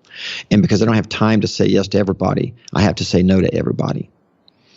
And I'm so sorry, but I just can't do this. Good luck. I mean, or here's have you tried Tim Ferriss? Right. I'll definitely, if there's someone else, but that's kind of a standard line for me. Yeah. My line is, you were looking for a script, and the underlying script would be, I can't say yes to everybody, so I'm going to have to say no. Yeah. Yeah, because I get those requests. I get them every day. They just fly at me. Same with you. I mean, I do. We get it. Absolutely. So I'm asking partially because I want to borrow. Well, the other line that I give, and it's totally true, by the way, is I plan my time months, even years in advance. Now, understand I can always erase. So I'm not a rigid person at all about that. But one of my standard scripts is, I'm so sorry, I can't do that. I plan my time, a year in advance, and unfortunately, I'm booked then. Mm-hmm. Oh yeah, remember, I'm the guy that when they recognized me as the second person ever recognized from my high school, I didn't go to the awards. When I graduated from college, I just drove out of town. I didn't even go to the graduation. When they named me the most, the most influential person of the year 2 years ago, I didn't go to the convention to get my award. When Austin recognized me as the entrepreneur of the year, I didn't go to the ceremony. So, all right, I have to pause. These are great. Is the line, I'm sorry, I plan years and months out in advance. Do you remember specifically what you conveyed to these folks or had your assistants convey? On which one? Any of them. Oh, that's exactly right. That's the line. And so sorry, his schedule conflicts with your date, so he will not be able to attend. Now, we then offer up somebody else if they want to go. So for Entrepreneur of the Year, one of my partners went. And it was so funny because I think that was the same year that John Mackey of Whole Foods was recognized. He and I were co-recognized. And so she got up and she spoke about me, right? It's really hard for, if you win an award to go in and say, I'm awesome, I'm great, I'm terrific, I'm all these things, because that would look stupid, right? Right. But if you send a proxy, the proxy stands up and says, I want to tell you about my dear friend Gary Keller. He's the most amazing guy I've ever met. I want to tell you a story that exemplifies just a wonderful guy he is, right? And apparently, yeah. So wow. So I've heard this more than once where they'll come off the stage and the person, whoever they were with, goes, I'm going to get a proxy next time. That was awesome.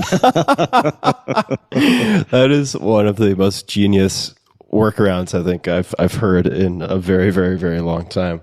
Hey, just put that down as one of your time hacks, man. I will. That's how you do it. Oh, and my God. It works really well, man. That is genius. Genius.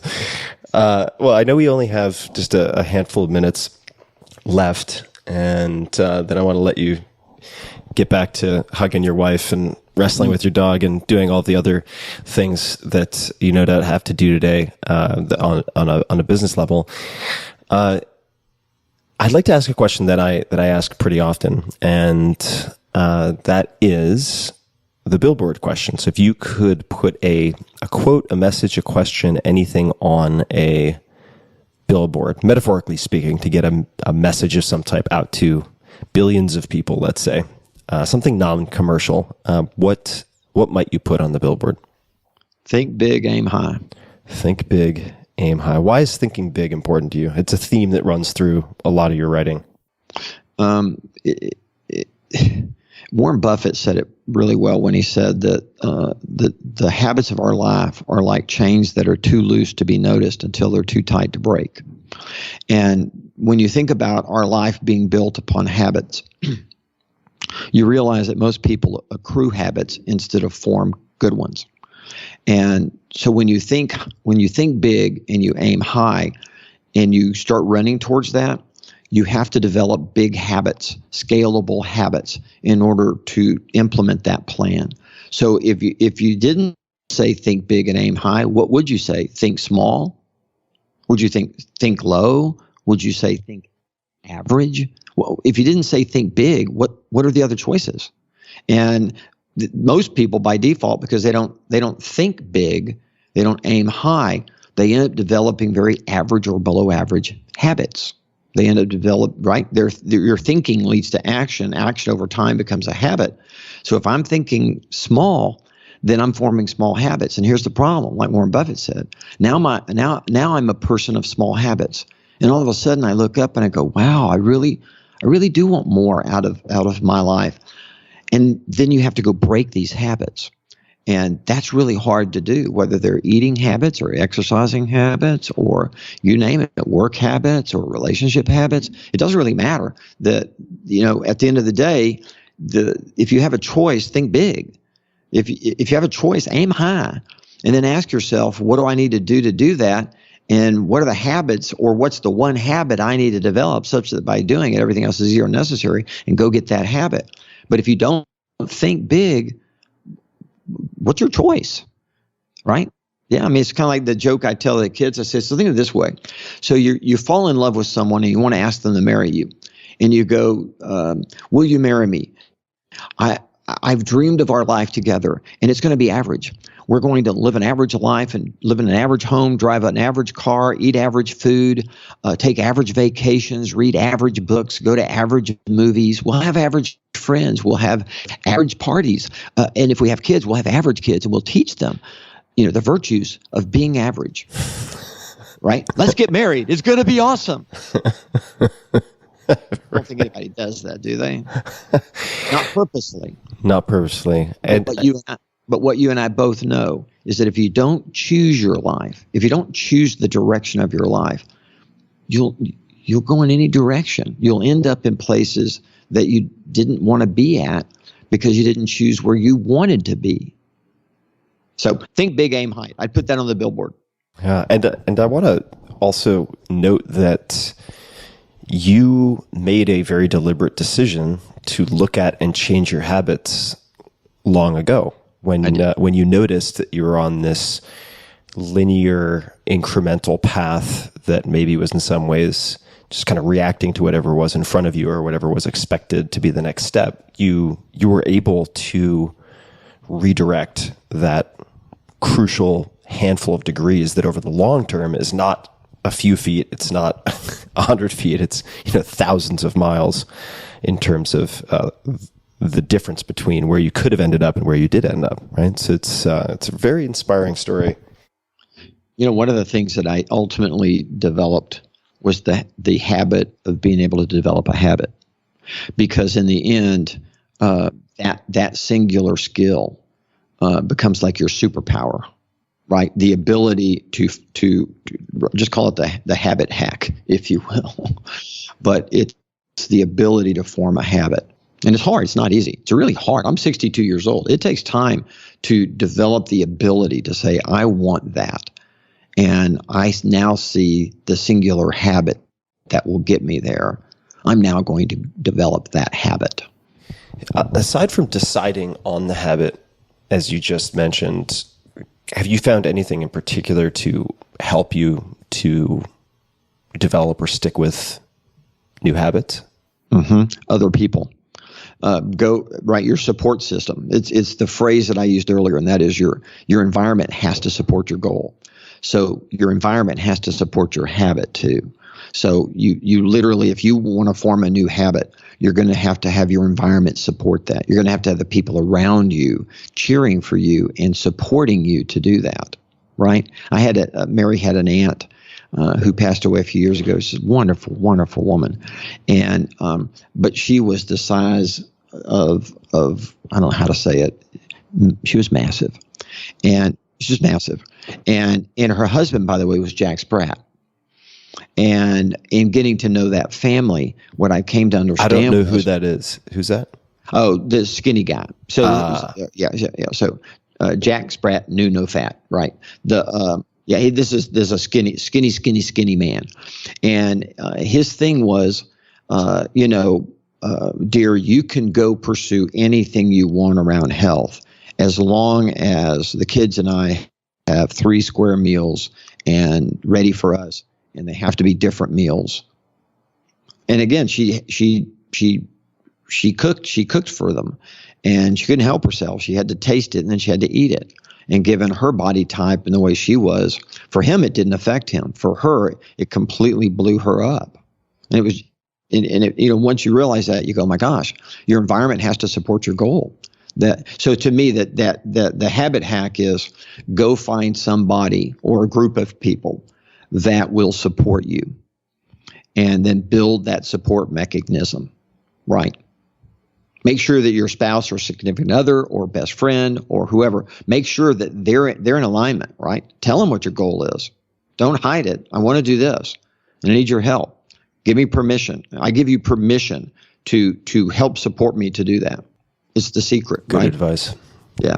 It's so critical. Yeah. Don't rely on being the best captain in rough seas that you manufacture yourself. That's exactly right. set your conditions. I've just perhaps 2 or 3 questions left. One I have to ask because I don't know the answer. Why do this interview? I know you're a busy guy, and you just mentioned you do very little media. So why do the podcast? Because I really like and respect you, to be honest with you, and you do a lot of good. When your first book came out, I'll be honest with you, I looked at the title and went, that guy's full of it. Then I read the book and then went, oh my gosh, this is a significant book. This is not a trivial book. He has a cool title, but to be honest with you, what you wrote, everyone should read. And I firmly believe that. And so to be honest with you, I'm just here to honor you. It's an honor that you would ask. It's an honor that you would ask me, but more importantly, just the ability for you and I just to talk for a couple hours is a thrill for me, and I just want to be supportive. Well, I really appreciate that, and I want to give you. I want to give us time for me to disappoint. So hopefully we'll be able to grab a cup of coffee or break some bread back in Austin. And this has been really fun. I really appreciate it. And valuable. I took tons of notes. I have 4 pieces of paper in front of me with notes scribbled all over them that I'm going to clean up afterwards. Good notes. And is there anything else you'd like to say or suggest, mention, websites, social, anything like that? Of course, I'll link to all of that in the show notes, so people will have that on the website and via email either way. But is there anything else you'd like to say before we wrap up? If you mentioned sending people to some places, so I just started, Jay and I started our new podcast called Think Like a CEO. And telling people to come and check us out and see if that's a cool place to go learn would be awesome. Perfect. We'll send some traffic. So we will put Think Like a CEO, the link to the podcast. We will put links to the books and certainly the company and many other resources in the show notes. So everybody listening, those will be available as always at tim.blog/podcast. And Gary, thank you so much for taking the time. You're welcome, Tim. It was a blast, my friend. Thank you.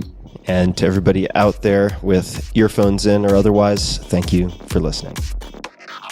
Hey guys, this is Tim again. Just a few more things before you take off.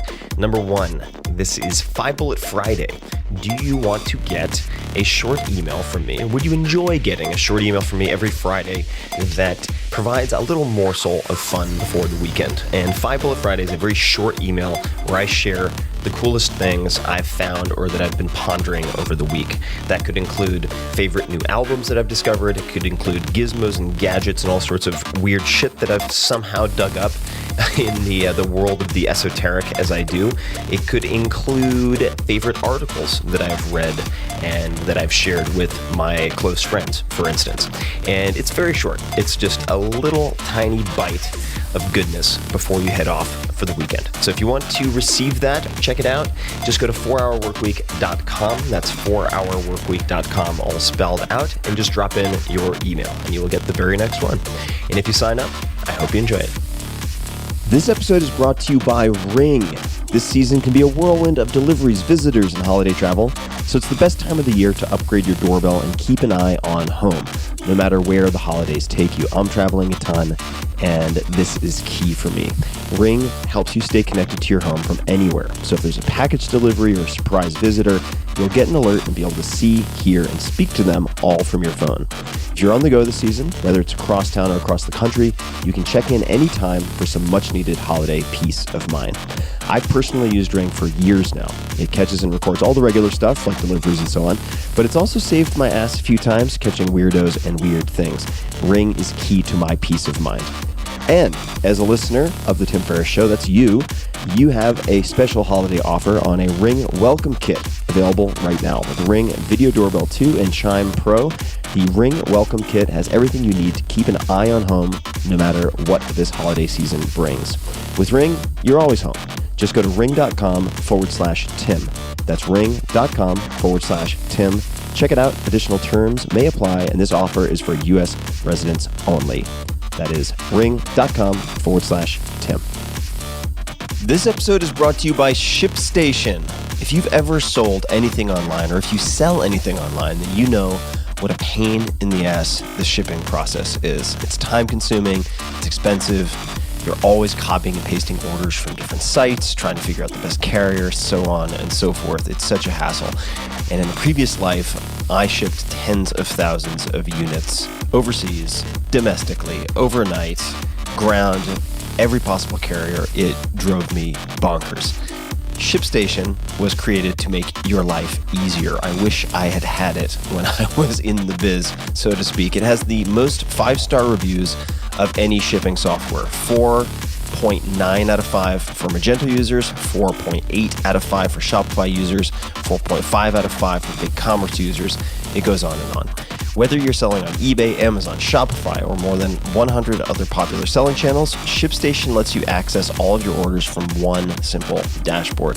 ShipStation works with all of the major shipping carriers, locally and globally, including FedEx, UPS, and the major local couriers like USPS. ShipStation will recommend the best carrier for your needs so that you know that you're always getting the best deal. They even offer discounts on shipping costs that are available to, say, you as a one-person shop that would normally be thought of as reserved for large Fortune 500 companies.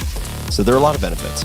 No other shipping platform makes shipping faster, easier, and more affordable. And right now, Tim Ferriss Show listeners get to try ShipStation free for 60 days when you use promo code TIM. It's risk-free.